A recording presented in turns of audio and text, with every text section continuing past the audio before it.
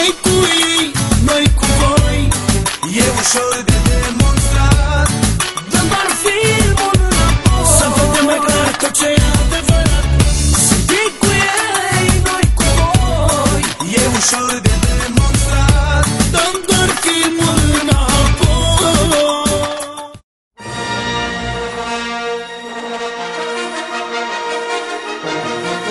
Uninominale la Maxim, volumul 1.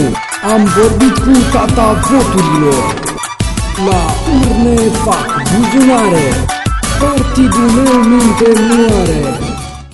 Dacă votezi PDL, președintele va fi numit Jupân, iar premierul Barosanu. Demnitarii vor fi nevoiți să renunțe la cravate în favoarea lanțurilor de aur. Se vor împărți în mod gratuit și obligatoriu CD-uri cu manele elevilor de grădiniță. IQ-ul de peste 80 de puncte va fi interzis prin lege. Imnul național se va numi Capitanul.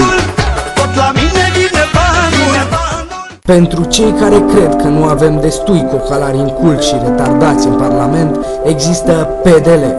Noi cu voi, ei cu ei. Partidul Cocalarilor. Pentru o Românie pe sistem turbo. Moarte dușmanilor și baftă la lei grei.